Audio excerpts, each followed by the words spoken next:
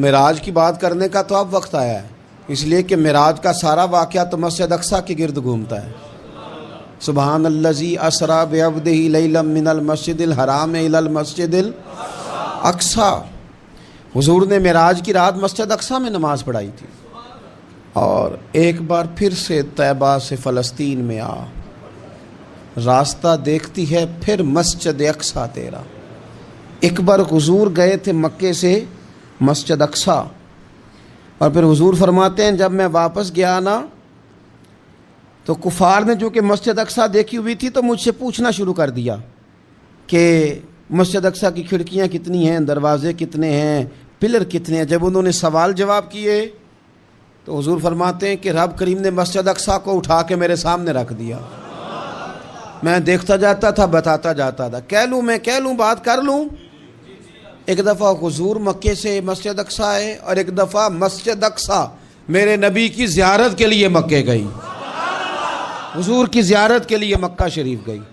اور میرے نبی تو صرف کسی چیز کی طرف ایک دفعہ دیکھ لیں تو وہاں رحمت کے پھول کھلتے ہیں۔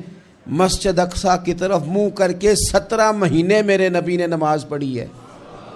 مسلمانوں پتہ ہی کوئی نہیں، ہماری خبریں ہی اور ہیں، ہمارا درد ہی اور ہے، ہمیں پتہ ہی نہیں بم کہاں برس رہے ہیں، ہمیں یہ خبر ہی نہیں۔ اور میں اس دور میں تقریریں کر رہا ہوں جہاں سوتوں کو جگانا نہیں پڑتا، جاگتوں کو جگانا پڑتا ہے۔ سیانے لوگوں کو سمجھانا ہمارے ذمہ لگ گیا، کیا کریں؟ اس قوم کو سکھانا پڑتا ہے جسے پتہ سارا ہے، لیکن جان بوجھ کے آنکھیں ہماری بند ہیں۔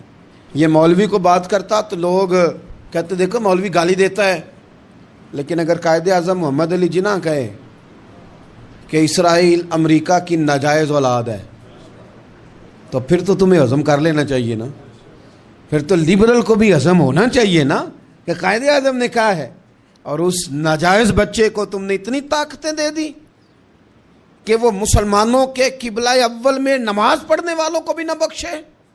کہاں گئی تمہاری وہ انسانی حقوق کی بڑی بڑی تنظیمیں، کدھر گئیں؟ اور میرا پاکستانی میڈیا سے بھی سوال ہے، چند دن پہلے سیالکوٹ میں ایک واقعہ ہوا، ناانصافی ہو گئی جی، ناانصافی ہو گئی جی ایک بی بی کے ساتھ۔ ہر بندے نے شور مچایا، بڑے بڑے طوفان اٹھتے ہیں، کیوں ہوا جی کیوں ہوا؟ تو مسجد اقصیٰ کی توہین ہو گئی تو پھر طوفان کیوں نہیں اٹھا؟ ٹاک شو کیوں نہیں ہوئے؟ بحثیں کیوں نہیں ہوئی؟ میں اس موم بتی مافیا کا کیا کروں؟ ان لبرل لوگوں کا کیا کروں؟ ان کے سپورٹروں ووٹروں کا کیا کروں؟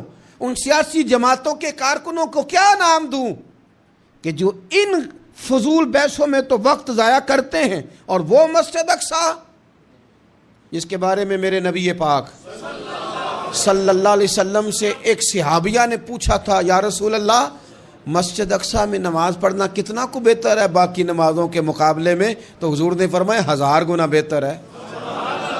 بی بی عرض کرنے لگی سونیا میں جا تو نہیں سکتی، دل بڑا کرتا ہے۔ تو حضور نے فرمایا جا نہیں سکتی تو وہاں تیل ہی بھجوا دے، جس میں حاضری لگوانے کی حضور بات کریں جس مسجد میں۔ اور نبی پاک علیہ السلام نے فرمایا خاص کر کے سفر کرنا ہوا تو 3 مسجدوں کے لیے کرنا، ایک مسجد حرام بیت اللہ کے لیے، ایک مسجد نبوی کے لیے، اور تیسرا مسجد اقصیٰ کے لیے۔ بیت المقدس مسجد اقصیٰ معمولی جگہ نہیں۔